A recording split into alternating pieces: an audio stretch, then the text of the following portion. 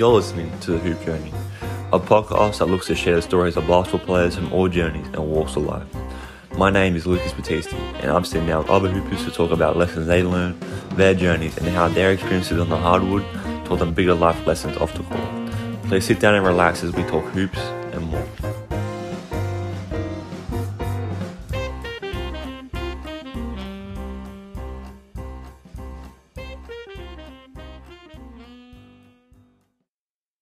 Alright, we are back with another episode of The Hoop Journey. I'm joined with one of my friends, Cory Sauce Brown. Say what's up. What's going on, man? Hey, thank you for having me on, man. Hoop Journey is a new and improved podcast. Appreciate you having me. Yes, sir. Yeah, I'm really excited for this episode because I feel like we have a lot of good points to talk about and address. Yeah, man. I feel like it's going to be a lot of new revolutionary statements that's going to be happening on this episode. So I'm ready to inspire the next generation as well as the current generation of the hoop culture. And so I'm ready to fire things away because I've been in this game for a while. So I'm one of the OGs from Streetball all the way up to regular basketball too as well. So I'm ready to have some fun. Yeah, all right. Sounds good. So my opening point, your playing career personally, do you want to get a little bit into that? Yeah, definitely. So early stages, I started playing basketball at 3 years old. Ever since then, you know, I love the game wholeheartedly. And I'll always love the game wholeheartedly because basketball has done numbers for me as well, and I'm always returning the favor. I come from a sports family, and so all the women in my family were track stars. I had some women in my family that ran in the Olympics, and then all the men in my family were in some shape or form some basketball star. And so I've had, including myself, you know, part little time, people all the way up to the NBA, as well as college basketball and overseas too as well. And then I have a little cousin that just got to the NBA right now. Wow. And so, yeah, so he's playing for the Indiana Pacers. And then he's the new up and coming in the family. And so I come from a big line of basketball and just like sports in general. And so that's been a blessing. It's never been any pressure or anything like that. It's just being one of the greatest and strive for greatness. And so I led myself to keep driving for basketball. Played high school, played a short amount of time and a very short amount of time in college at a small school. And then at that time, you know, Streetball was really, really big. And so, like the annual mixtape tour, you know, those type of things, Harlem Globetrotters, all that good stuff. And so, I was able to travel, you know, for Streetball at that time. And so got to be on ESPN, got to, you know, get the name and the fame and like the brand and stuff like that out there. So that was a blessing.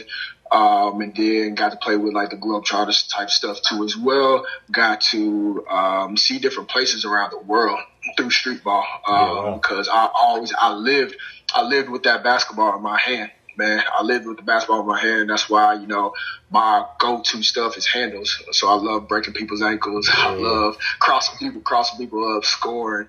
I used to watch Allen Iverson when I grew up, and then like Stephon Marbury, Tim Hardaway, you know, all those guys, you know, just being saucy, white chocolate, all those type of guys. And so I had a flair in my game that set myself apart, which was able to have me be able to do all these different things and then bring things up. And so, and then played the real style like FIBA type basketball too as well. Got to see different countries, and then a little stint in the G League too. So.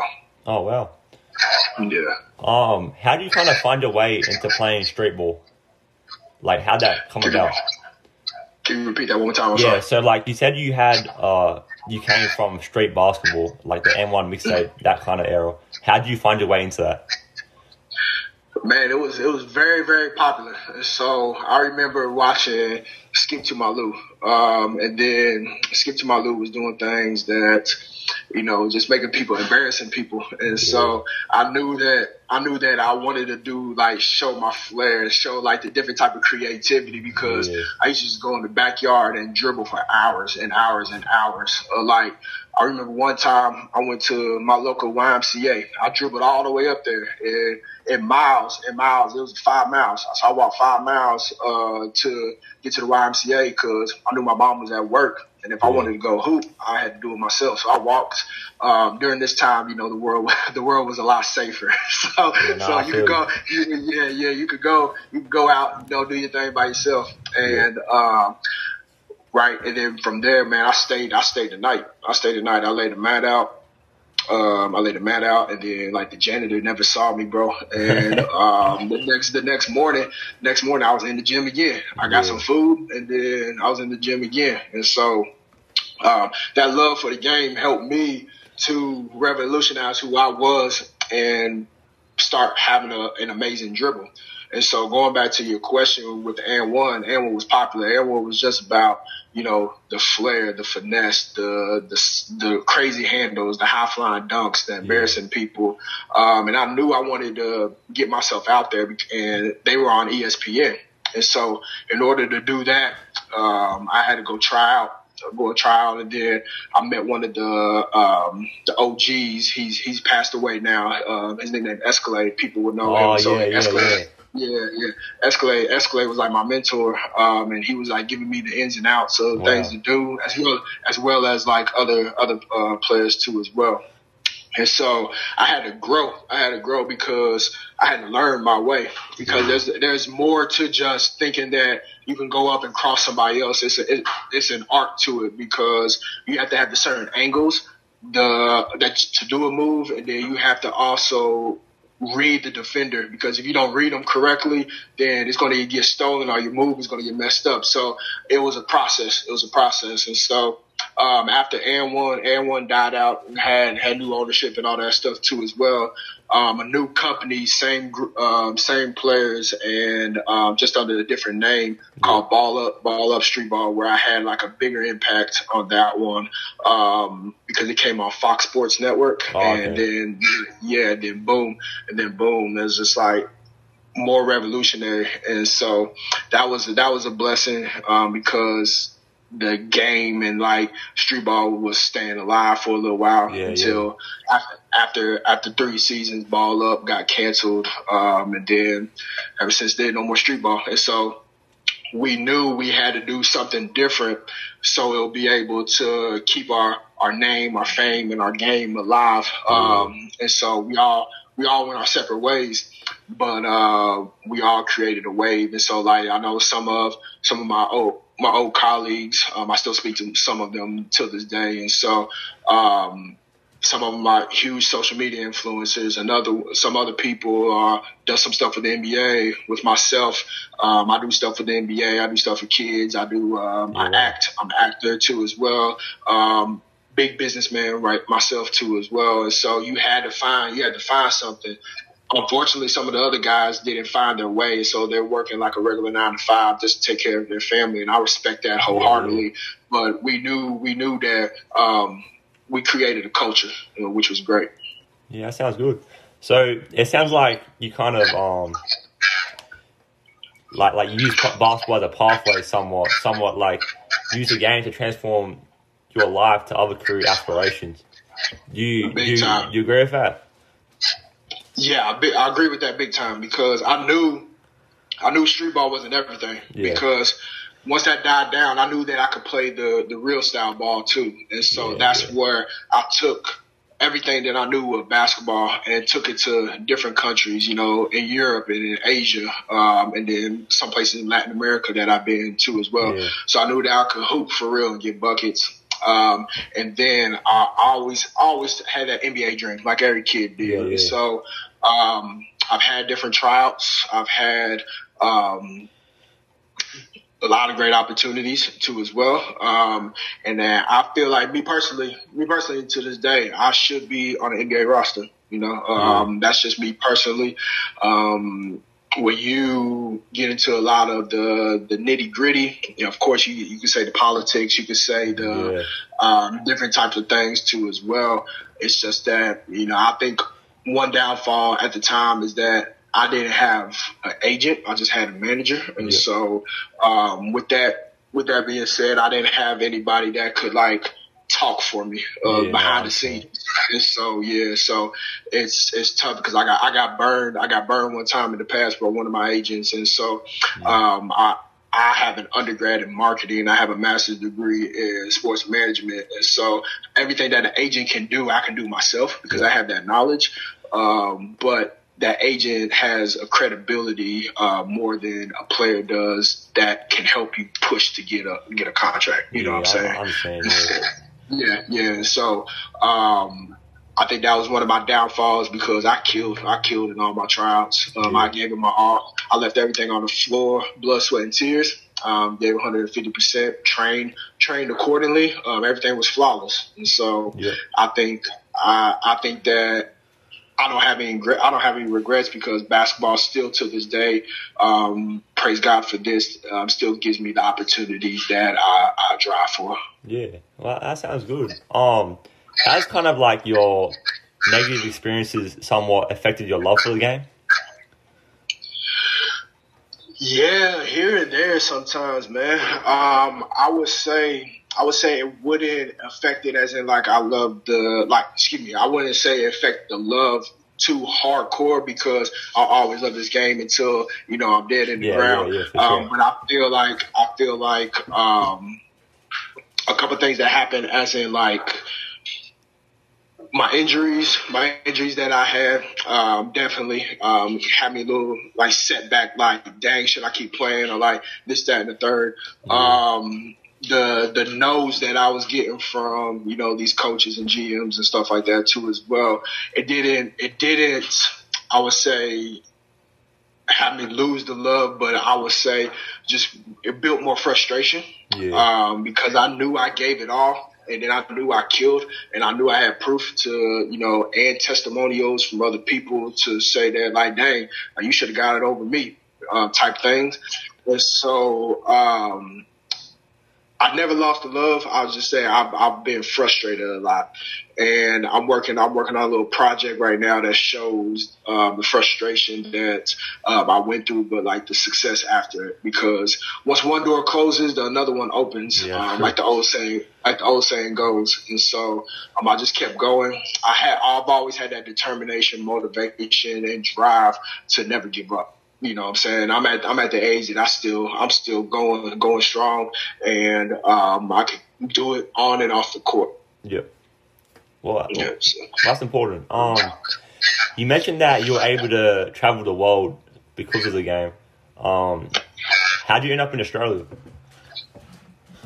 So I have a little saying. I used to take my basketball everywhere, and then now basketball takes me everywhere. Yeah, now good. Yeah. So, man, how I ended up in Australia, I used to manifest this when I was younger, man. I used to literally be like, oh, if I could ever live anywhere in the world, it would be Australia. Australia's the best, place in the world. So I used to say to myself, I used to always say, and then me personally, I'm a huge person that networks a lot. My network, I always talk to people. I'm always meeting new people, et cetera. And so I met a company that was based here in Sydney, Australia, and they were able to fly me out to do I was a special guest for their event. And so I was able to do that, meet a lot of kids, meet a lot of fans, meet a lot of people. And then ever since then, bro, the proof was in the pudding. I was able to stay out here. And so after that gig, I was able to play with a semi-pro team as well as doing other things with pro teams as well. Yeah. Building my game, and then building my foundation and network out here. And ever since then, it's been a threshold of greatness. Yeah, so cool. I love Australia's home. That's good. Yeah. How do you find the game? Is it different from here to American basketball? Man, I'll be honest with you. American basketball has I would say the creative swag than most countries. In Australia, one thing that I love about Australia that it keeps wanting to grow the game of basketball. Is drive and is dedicated to build the game of basketball in every state here, which is amazing.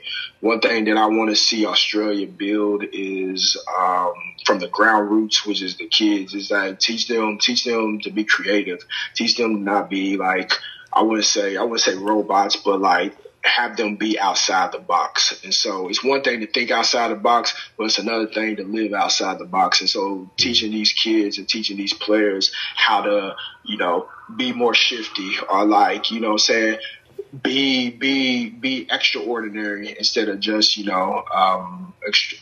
average or something like that, So I feel like Australian basketball has a huge amount of potential and it's learning a lot. And I'm glad that I can be one of those people can help like the kids and like other players too as well, to show them the sauciness or to show them how to, create different angles and then score and then like this, that, and the third. Yeah. But I know for a fact that there's a lot of great players in the NBL. Some of them are my friends, and I can say that the grassroots all the way up into this foundation right now here in Australia, it's going to keep growing. It's going to keep getting better. And I want to be part of that history. Yeah, no, for sure. That's good. So like, what are you doing now? You like you training? Yeah, man. I'm always keeping my body in shape. Your health is your wealth. That's important. And then if you haven't heard this saying, you want to hear it right now. When you stay ready, you ain't got to get ready. Yeah. And so I'm always training on the court, two days every day. I'm always training in the weight room. And I'm always training my mind too as well. Yeah. So my mind, body, spirit, everything comes into play every single day. My grind starts at 5 a.m. and I don't finish my day until midnight. And so I grind on and off the court. Right now I train kids in basketball, and then people of all ages too as well. All levels, all the way up to the pros. Yeah. Right now, I'm also working on a Cory Sauce Brown documentary, and that's going to be coming out here soon. Filming is almost done. I'm also working on different projects too as well, with Netflix, different movies and TV series, and doing some modeling stuff and some business stuff too as well. And so staying grounded, man. Yeah. Staying grounded. The older you get, the more streams of avenues that you got to get to, man. Well, like it sounds like you're definitely staying busy. Yeah, big time, bro. When you're not busy, you're bored. Yeah, nah, I agree with that. Do you care to get into talking about your documentary? Yeah, man. So the documentary is going to be it's going to be a short film. And so it's going to be about from my beginning, where I grew up, the family aspect, the basketball aspect too as well, all the way up into the basketball life through high school, through college, and then through the streetball era, as well as the different places I've been overseas too.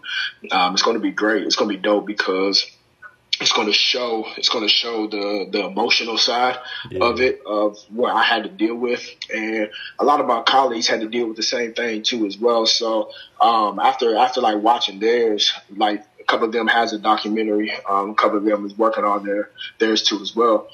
After I watch it there, I'll be like, yeah, that's dope. And then I can't wait for people to see mine too as well, because you gotta see the struggle, you gotta see the success, and you gotta see the future too as well. Because it's not just a walk in the park. It's a grind. It's a hustle. It's a big time hustle that people don't understand, that they only see posts on like, Instagram or like Twitter and everything like that, but they don't understand what to get to that success. Excuse me, that success. Yeah, that behind the scenes. And so I'm excited, and it should be coming out early. Late 2021 with this year, or early 2022. So I'm excited. Yeah, sounds good. You said you got something lined up with Netflix too. Do you care to get into that? Yeah, man. So a lot of American stuff is coming to Australia to be filmed, and like I mentioned earlier, I'm an actor on the side too, and so I've been able to connect with some good people that have been able to connect me with this Netflix TV series that's going to come out at the end of this year, and I'm excited for that because it's going to have a thriller aspect to it, and it's going to keep people on their toes. And so I had a role in there to be the one of the politicians' assistant, and so I got dressed up in a nice little suit and tie, and I'm in hooping clothes like 90% of the time, and so just to be grown and sophisticated, it's always good. Switching up the swag up, switching up the sauce. So that's good. Yeah, and I'm on the side too as well. I'm working on just to help the basketball culture here, man, in Australia. I'm working on like a little basketball tour. So the tour has like a 2-part thing to it. So it has a training and kind of like seminar session that I'm going to do for people of all different ages and levels, and then also a game, like a tournament type sequence too. And so everybody be on the lookout right now. I know I got Sydney and Melbourne on lock, and hopefully some more states to come. Yeah. Like when you say you have like a seminar, like what are you going to address in that? Yeah, so the seminar is going to address the mental aspect of the game. I feel like everybody gets gung-ho, gets focused on the physical aspects, so like drills, your skills, but people don't understand that the mental aspect is way more important than the physical, because I can be in the game and I can whisper to another player like, hey, if you miss this shot, your girl's going home with me type thing, you know what I'm saying? You know what I'm saying? It gets in their head, they missed the shot, now they out of the game the whole time. You know what I'm saying? Now they're going to keep looking over at the girl to see if they peeping at me. You know what I mean? Or like, I can talk to somebody off the court, and then, majority of the players that I see, they get frustrated a lot. If they can take that calmness into their game, then they'll be able to revolutionize their game a whole lot. And so I want to help people in the basketball world control their mental, as well as surpassing the level that they're at. And so it doesn't even have to be that type of example. I feel it. It could be an example as in like going to bed on time, eating the right food, recovering your body the right way, being around the right people, watching the right type of film for your skill set. And so some of those things you can find online, but there's two things. When you can learn from somebody in person, as well as learn somebody in person that can explain it more in depth than a video, as well as not being what you call for clout or like for, showmanship, because some of these videos is just for, the views and stuff like that. And they give them kind of like the short stint of information, then that's going to be beneficial for the player, because I'll be right there who's been through it, who's learned from other big top people, from trainers to players to coaches to GMs, everybody. And I want to give that, and I want to pass that knowledge down to those people. Yeah, no, I definitely feel like that's important, because I know one thing my coach says. He says that with my generation, our biggest thing is our mental. And I didn't really understand it until I went through this whole season. But I find personally, 70% of my performance is my mental aspect, which I thought was interesting. Exactly. But no, I totally agree with you. With you personally, what happened to you? When you get frustrated, or did you feel like you could do better, or like you get damaged? What was your aspect? Because so the way our system is set up, so we have the whole team living in one house, right? And you can imagine if you have 20 people in one house, everyone starts talking a little bit, because that's what we do, right? We just love talking, you know what I'm saying? But I found myself listening to everyone talking, so I kind of lost focus on my goals. Because I find personally, if I start listening to everyone else, I stop doing what I have to do. So if I say, Lucas, stop being a guard, you know what I'm saying? I'll stop rebounding, for example. I'll start working on my ball handling skills, but that's not my strength. So I found once I kind of put the tunnel vision in, focus on myself, my game improved so much. So that's just one Exactly. aspect. Yeah. Exactly. And once you lock in and once you tune in into those steps, then man, sky's not the limit. You can go out. Yeah. You go outer space, man. Yeah. So that's good. No, but I'm really happy you're doing something like that because I feel like too it kind of like shifts the two cultures together. Because I feel like Australian basketball is kind of behind American basketball, so I feel like if you come in, share your knowledge with the youth, it kind of helps us growing up. Yeah, exactly. And then with you've experienced both sides. Yeah. So you know what I'm talking about from Australian basketball as well as when you travel to the States to do your endeavors too as well. It's not, and I'm not even giving all the credit to the States too as well because there's a lot of things that the States need to learn too as well. Sure. I feel like the States just rely on the athleticism. Yeah. You know what I mean? Yeah, 100%. The athleticism is so because I know there's a lot of like, for example, Europeans that's better than a lot of American basketball players, and that's just because they're technically sound mentally and physically, and so everybody can get bits and pieces from somebody else, and it's not hate, it's showing love because like if I get bits if I steal something from an NBA player that makes me better, that's showing respect, and I'm going to show them that respect, and vice versa. If somebody wants to take a move from me, I know that's respect because that's going to help them with their game, and I'm just going to be like, cool, man, I hope it helps you type thing. Yeah, like at the end of the day, I feel like we're all kind of students of the game. Right, exactly. That's the bigger picture, yeah. It's all love. It's all for the culture. And what I see, which is good, and I feel like the culture is coming more together. The world gets smaller. And so 100%. The more people that you can one piece of advice for you all out there, the more people that you can meet, the more opportunities that's going to arise, okay? This industry is a small industry. And so if you can meet the right people, it's going to lead you to the right outcome of your future. And so keep grinding, keep networking, keep being personable, confident in your game on and off the court, confidence of talking to people and meeting people too as well, because it's going to lead you to greatness. 100%. Yes. You mentioned previously that you didn't really have an agent, so you kind of represented yourself. Like, what's that like as a player? And kind of like, how did you make these other career aspirations happen? For your first part of the question, in my earlier years, it was a lot easier. It was a lot easier because I was on TV all the time. So if people wanted to like book me for a game or like for like a celebrity game or like book me for an event, I was credible to where like, okay, I've seen him on TV. He's done this, that, and the third. Bring him out here. Definitely. Now that I'm older, the streetball era is dead, and then like I wouldn't say dead. I would say because everybody's still doing some type of streetball, but I would say that era is like gone, and then now that you need more like credibility to prove yourself, it got tough. It got more tough because you had to prove yourself in different light.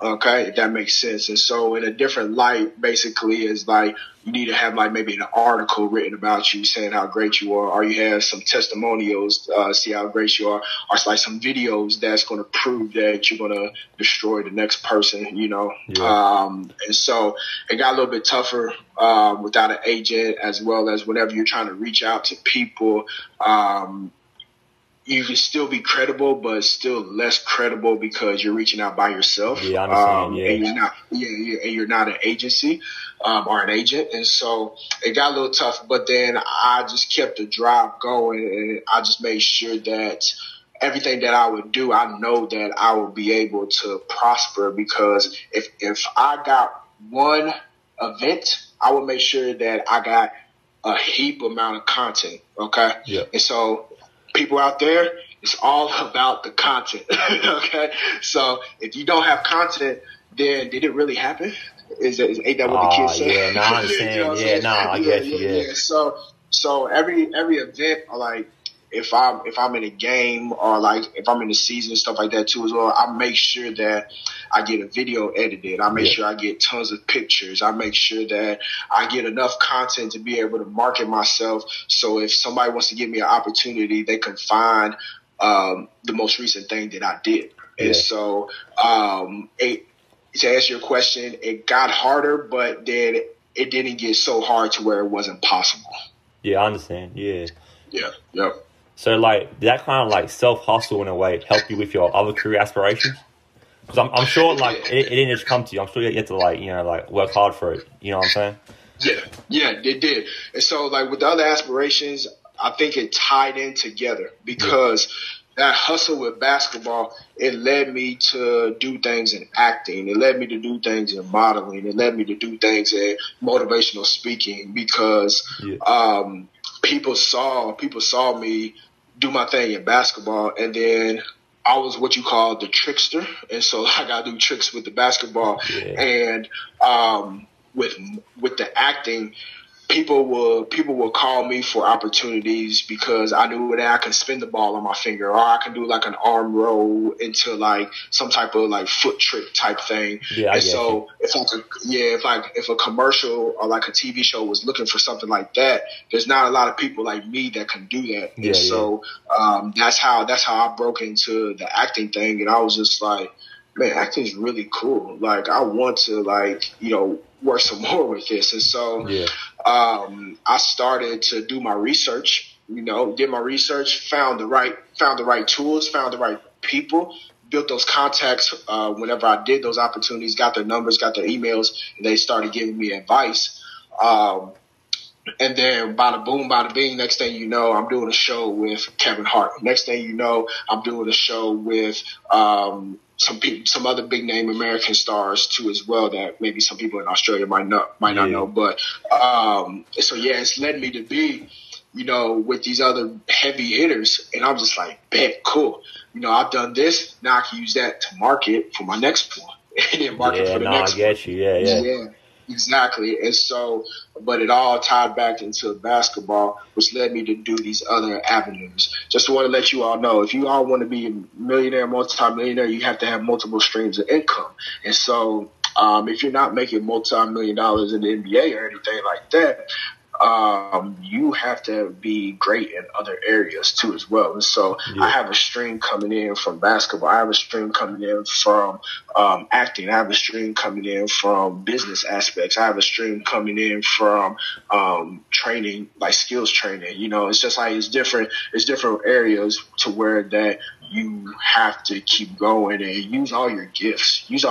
Find out what you're good at, because Lord willing, this doesn't happen to anybody in life. I pray this doesn't, because I always pray for love and blessings for the next person, because I'm a positive man. Yeah. But for example, if you get injured, what's your backup plan? Yeah, I understand. Yeah. So I got injured one time, and I knew that I was good at acting, so I went into the acting world until I got healed. Yeah. So that's an example. So find out what you're good at, and use everything. Yeah, it's not what you know. It's not what you know. It's who you know. Yeah, no, I heard about a lot. I remember one time one of my coaches, he said, the more hands you shake, the more money goes around, or something like that. It's something like that. But That's right. Yeah, and that goes back to what I was stating earlier with my tour. How can you conduct yourself in a business setting? It doesn't matter how old you are. You can be an 8-year-old, but if you want to make that team, I'm going to put it in Australian terms. And so if you want to make that rep team, what's going to make you stand out from the other kids? Mommy and daddy's going to be there so much, but if you're going to be in that tryout, go up to the coach, shake his hand with confidence. Be the first one in the huddle. Be loud and proud if you're a guard. Even if you're not a guard, be loud and proud on defense or something like that. What's going to make you stand out? And so even adults, you got to work hard. Did you come up with that business proposal? Are you going to be able to conduct yourself the right way in a business meeting? Are you going to be able to close that deal by yourself, or do you need help? Those type of things that goes the extra mile for you to bring that success in. The 1%ers. Yeah, exactly. The 1%ers. And even some of the 1%ers mess up too sometimes. So you still got to keep going. Exactly. You still got to keep going. Yep. Yeah. So. I remember I heard a thing that Cory Homicide was saying. He said that every day you wake up, you're representing your self brand. So it's up to you to either promote your self brand or ruin your self brand. It sounded like you kind of showed that. Yeah, that's it. You have an X amount of minutes in the day, okay? And every minute counts. Every minute counts going towards your dream, all right? You want to make sure that you are not doing anything detrimental that keeps you away from your dream. Because if you do, that's the opportunity for another, I wouldn't say competitor, but like another person to take what's yours. And so in order for that, you need to wake up with the mentality of greatness. You need to go to sleep with the mentality of greatness. Yeah. With me personally, I have a lot of quotes and mottos and philosophies that I go about. But one thing that I say a lot is become legendary. So if I'm pushing that last rep in the weight room, and I'm struggling, I'll be like, become legendary, become legendary, and then I get that last rep.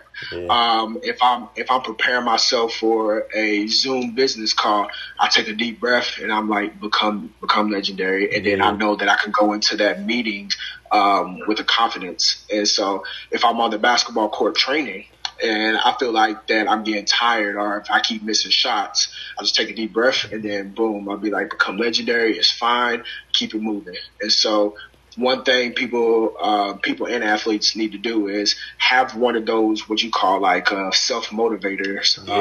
Self-motivating words. Just to help you push through the day. I know exactly what you mean. Yeah, exactly. So it sounds like you live like a pretty full-on lifestyle. What do you do to like switch your mind off and relax? Man, lately it's been tough. Tough. So like this past month, I've been grinding so hard with my personal endeavors, and so I've been going to bed a lot later. And then people will be like, man, like, don't you ever sleep? And I heard a quote from 50 Cent. Oh yeah, I knew you were gonna say this. Yeah. Sleep for broke people. Yeah. So, but now what I do mostly, I meditate a lot. I meditate, so I do the breathing meditation. So deep breath in, and a deep breath out too as well, which helps calm, brings peace, brings prosperity and positivity to the body and to the mind. Another thing that I do, I pray a lot. I'm a believer in Jesus and a man above, and so he keeps me grounded and gives me strength. And another thing that I do, I love going to the beach around here, man. The beach is amazing. The beach is amazing, man. Like growing up, I never had a beach around me, and so like if I wanted to go to the beach, the closest beach would be Florida, and so it would be either a short flight or a long drive to Florida. So, but here, man, the beach is like maximum like 15 minutes away from everybody, and so which is good. And I like to read. I like to read a lot. I like to read a lot of like business books that will help improve my personal brand, and then I like to read the Bible as well as I like reading some funny stuff too as well. I like to watch funny stuff too as well. Just kick back, man, positive vibes, chill, and be around great people. I feel you. It's kind of like that mental aspect. I feel like it's important. You know what I'm saying? And that's part of it. Another piece of advice for everybody: do not bring any negativity around you. Any negativity that comes to you, hit that out of the park like a grand slam, man. in the MLB, man. Take that out, man. Because once you bring some type of negativity to you, then that it's like a leech. It gets sucked onto you too as well. You know what I'm saying? Yeah. So keep it everything. If you could talk positive, think positive, walk positive, then your life is going to be positive. And so that's what you have to do. Do you have any like personal experiences where like people in your inner circle you kind of like cut off because of negativity? You know what I'm saying? Yeah. When I was younger, So I'm a Cancer. I was born in July, and so Cancer traits are somebody that's very loyal, very devoted, self-determined, very loving too as well, and a person that has like good relationships with other people. Yeah. And so in my earlier years, it used to be hard to get hurt by other people, and I used to take it a lot harder. But then now that I got older, over the years I got older and everything like that, it's like, F you. Like, for real, though. Yeah. Like, you know what I'm saying? If you're not with me, you against me type thing. Yeah. So it got a lot easier to cut people off. I cut people off for the slightest thing. Like, if you don't show up for a workout and it was like a no call, no text type thing, you ain't gonna ever come work out with me. I'm not gonna talk to you. Yeah. You know what I'm saying? And so, all the way up to like, burning bridges type thing too as well. It's an easy cutoff. It's like one deletion. You know what I'm saying? Swipe left on the text thread. You know what I'm saying? Hit unfollow. You know what I'm saying? It's like right through there, you're not in my life anymore. And so that goes back to my character traits, is that I'm loyal to a T, and I want people like that around me. I'm sincere, I'm genuine, I'm authentic. And so if you're not that same way, then you can kick rocks. That's definitely fair enough. Real talk. Yeah. So like, what do you have lined up? I know you spoke a little bit about your acting side, but like, you plan to stay in Australia? Like, what's next? Man, I plan to live here the rest of my life. Real talk, yeah. No joke, man. This is I remember back in the day, I used to get a lot of this same question where like, you travel so many places, where's your favorite? And I never used to give them like a straight answer, because every place had its own certain experience. Yeah, exactly. But now I can definitely say that Australia is my most favorite place I've ever been to, as well as want to build a long-term foundation here. And so I want to build my life here. I want to build the success, the network, everything here. And so that's what I'm working towards at the moment, too, as well as the other endeavors. And so, Lord willing, through the grace of God, man, get that permanent residency and be right here, baby. Yeah, exactly. Be with great people like yourself, man. Thank you, I appreciate it. Does it look like it's gonna happen, your residency? Man, day by day. At the moment, it's looking great. It takes time. Like a lot of things, it takes time. And with the world stuff that's going on right now, it's taking a lot longer. But I pray every day, just for the greatness outcome for that, and then all the other stuff too as well as other people too as well. Like, bro, I prayed for you and you didn't even know it. Hey, thank you. I appreciate that. I appreciate that. Yeah. So it's like nothing but greatness, man. I'm filled in my heart to where that I just want nothing but good for not only myself but everybody around me. Exactly. Well, I mean, like, good things happen to good people. So yes, sir. Exactly. Amen. And I see myself doing a lot more good here than anywhere that I've ever been, because I also, I give back to the homeless a lot. Of course, I give back to the kids. I give back to different types of movements, from mental health to like different types of aspects too as well, and just using my platform to inspire and to bring things up, man. That sounds really good. Has Corona kind of affected your little like what you do daily? Or no? Not at all. Oh, that's good. Not at all. Yeah, which is a very good blessing. We're humans, and we're meant to adapt. And so once this hit, man, to be honest, man, I never believed in this crap anyways. And so I just adapt. I went about my life, and then I made sure other people was good. My family, my friends, people that I didn't even know, helped out too as well. Yeah. And once this is, Lord willing, all over, then we could take more things by storm, because I want to do a lot more events and make sure like a whole bunch of fans can come. Yep. But until then, I'm just going to keep preparing for and building notes, and then making sure great things happen. That sounds really good. Well, that's kind of all the questions I have written down. Do you care to share anything else, or?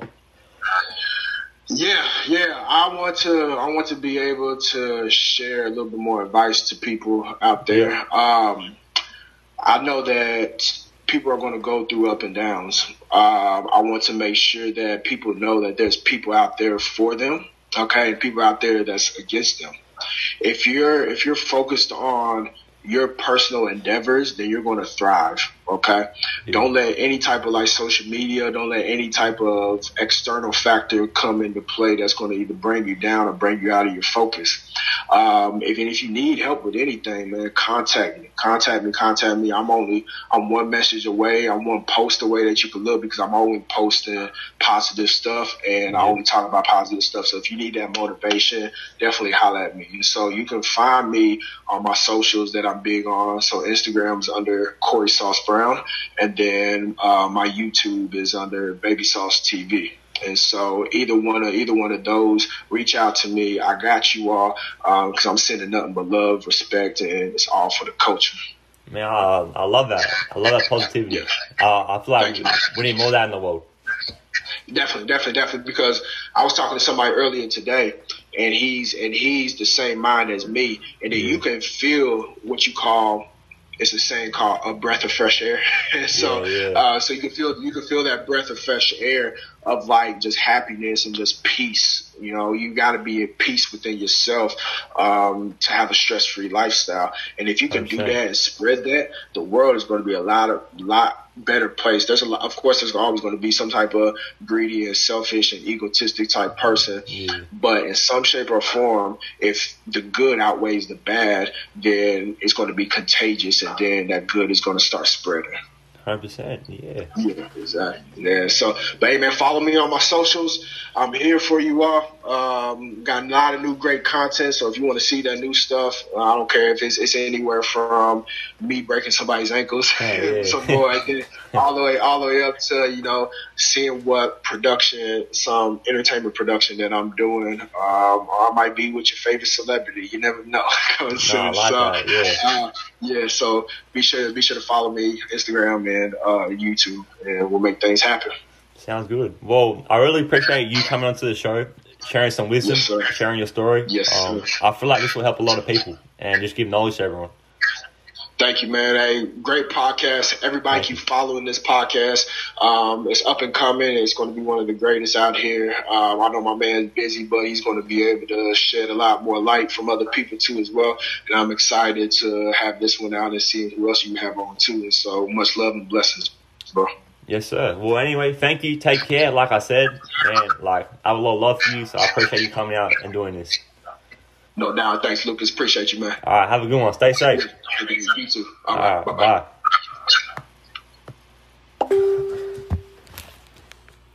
Thank you for listening to another episode of The Hoop Journey. Once again, big thanks to Cory Baby Sauce Brown for coming onto the show and sharing some of his wisdom and knowledge. Until next time, stay safe. Bye-bye.